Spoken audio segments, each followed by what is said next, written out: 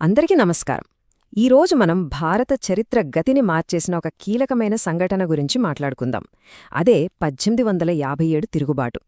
ఇది కేవలం ఒకే ఒక్క రోజులో జరిగిన సంఘటన కాదు. దాని వెనుక 100 సంవత్సరాల అణచివేత, అసంతృప్తి, కోపం అన్నీ ఉన్నాయి. ఆ కథేంతో ఇప్పుడు చూద్దాం. ఒక ప్రశ్నతో మొదలు పెడదాం. 100 సంవత్సరాలుగా పేరుకుపోయిన సమస్యలు, కష్టాలు ఒక మందుగుండు సామగ్రిలా సిద్ధంగా ఉంటే దానికి ఒకే ఒక్క చిన్న నిప్పురవ్వ తగిలితే ఏమవుతుంది? అవును, 1857 తిరుగుబాటును సరిగ్గా ఇలాగే మనం అర్థం చేసుకోవాలి. అనుకున్నట్టుగాని ఈ తిరుగుబాటు అనేది రాత్రికి రాత్రే పుట్టుకొచ్చింది కాదు. ఈస్ట్ ఇండియా కంపెనీ పాలనలో చాలా కాలంగా రగులుతున్న ఉద్రిక్తతల ఫలితమే ఇది. ముందుగా ఆ కారణాలేంటో ఒక్కసారి చూద్దాం.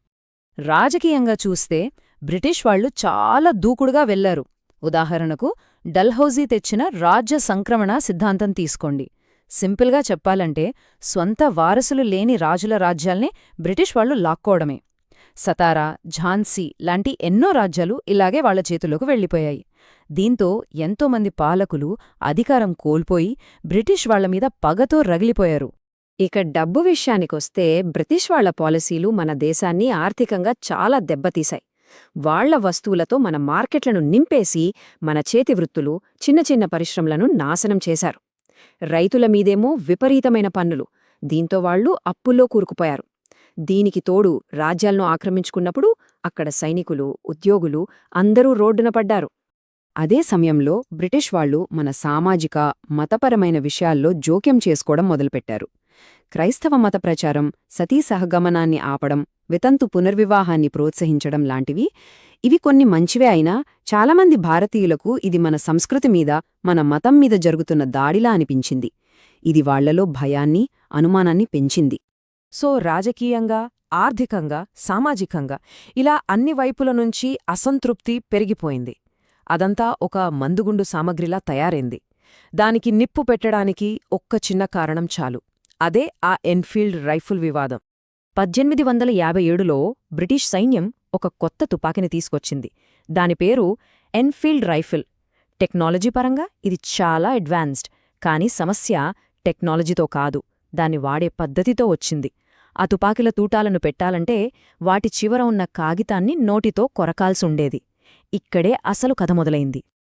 ఆ తూటాల కాగితానికి ఆవు కొవ్వు, పంది కొవ్వు పూశారనే వార్త సైన్యంలో కార్చిచ్చులా వ్యాపించింది. ఒక్కసారి ఆలోచించండి. హిందువులకు ఆవు అత్యంత పవిత్రమైనది, ముస్లింలకు పంది నిషిద్ధం. తమ మతాలను కావాలనే అవమానిస్తున్నారని హిందూ ముస్లిం సైనికులు ఇద్దరూ భావించారు.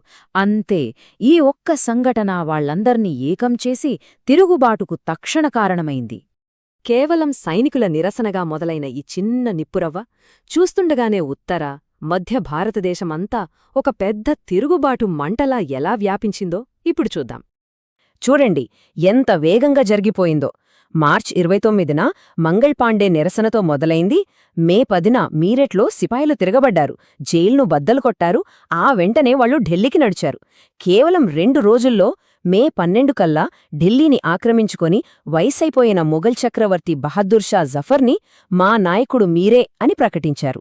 ఈ తిరుగుబాటుతో చరిత్రలో నిలిచిపోయే ఎందరో హీరోలు పుట్టుకొచ్చారు. ఢిల్లీలో బహదూర్ షా జఫర్ పేరుకు మాత్రమే నాయకుడు, కాని అసలైన పోరాటం చేసింది కాన్పూర్లో నానాసాహెబ్, ఝాన్సీలో మనందరికీ తెలిసిన రాణి లక్ష్మీబాయి, బీహార్లో కున్వర్ సింగ్. ఇలా ఎంతోమంది తమ ప్రాంతాల్లో తిరుగుబాటుకు నాయకత్వం వహించారు. వీళ్లందరూ భారతీయ ప్రతిఘటనకు చిహ్నాలుగా నిలిచారు. మరి ఇంత పెద్ద ఎత్తున ఇంతమంది నాయకులతో మొదలైన తిరుగుబాటు చివరికి ఎందుకోడిపోయింది? బ్రిటిష్ వాళ్లనే ఎందుకు తరిమి కొట్టలేకపోయింది? ఇది చాలా ముఖ్యమైన ప్రశ్న. దీనికి సమాధానాలు వెతుకుదాం. వైఫల్యానికి చాలా కారణాలున్నాయి. అన్నింటికన్నా ముఖ్యమైంది తిరుగుబాటుదారులకు ఒక సెంట్రల్ లీడర్షిప్ లేకపోవడం. ఎవరికి వారు వాళ్ల ప్రాంతాల్లో వీరోచితంగా పోరాడారు, కానీ అందర్నీ కలిపి నడిపించే నాయకుడు లేరు. దీనికి తోడు ఈ ఉద్యమం కొన్ని ప్రాంతాలకే పరిమితమైంది. మరోవైపు బ్రిటిష్ వాళ్ల దగ్గర ఆధునిక ఆయుధాలున్నాయి, కమ్యూనికేషన్ వ్యవస్థ ఉంది. ముఖ్యంగా వాళ్లకు సరైన టైంకి అదనపు సైన్యం కూడా వచ్చి చేరింది. ఇవన్నీ కలిసి తిరుగుబాటును బలహీనపరిచాయి. తిరుగుబాటు ఓడిపోయి ఉండొచ్చు, కాని దాని ప్రభావం మాత్రం చాలా పెద్దది. అది భారతదేశాన్ని పరిపాలించే విధానంలో ఒక పెను మార్పుకు దారితీసింది. ఆ తర్వాత ఏం జరిగిందో ఇప్పుడు చూద్దాం. జరిగిన అతి పెద్ద మార్పు ఏంటంటే ఈస్ట్ ఇండియా కంపెనీ పాలన అంతమైపోయింది. ఇకపై భారతదేశం నేరుగా బ్రిటిష్ రాణిగారి పాలన కిందకొచ్చింది. గవర్నర్ జనరల్ పదవి కాస్త వైస్రాయ్గా మారింది. విక్టోరియా రాణి ఒక ప్రకటన చేస్తూ ఇకపై భారతీయ మత, సామాజిక విషయాల్లో జోక్యం చేసుకోబోమని హామీ ఇచ్చింది. అంటే పాలన వ్యాపారం చేతుల్లోంచి నేరుగా సామ్రాజ్యం చేతిలోకి వెళ్ళిపోయిందన్నమాట. తిరుగుబాటు అణచివేయబడింది నిజమే, కాని అది భారతీయుల్లో ఒక కొత్త ఆలోచనను నాటింది. మనం ఐక్యంగా ఒక పద్ధతి ప్రకారం పోరాడితేనే స్వాతంత్ర్యం వస్తుందని అర్థమైంది. ఒక రకంగా చెప్పాలంటే భవిష్యత్తులో జరగబోయే స్వాతంత్ర్య ఉద్యమానికి పునాది పడిందిక్కడే. చివరిగా ఒక ప్రశ్నతో ముగిద్దాం. దీన్ని కేవలం సిపాయిలు చేసిన ఒక విఫల తిరుగుబాటుగా చూడాలా, లేక మన మొదటి స్వాతంత్ర సంగ్రామంగా గౌరవించాలా? దీనిపై చరిత్రకారుల్లో రకరకాల అభిప్రాయాలున్నాయి. ఏదేమైనా ఈ ఒక్క సంఘటన భారతదేశ భవిష్యత్తును శాశ్వతంగా మార్చేసిందన్నది మాత్రం నిజం. దాని వారసత్వం గురించి మనం ఆలోచించాల్సిన అవసరం ఖచ్చితంగా ఉంది.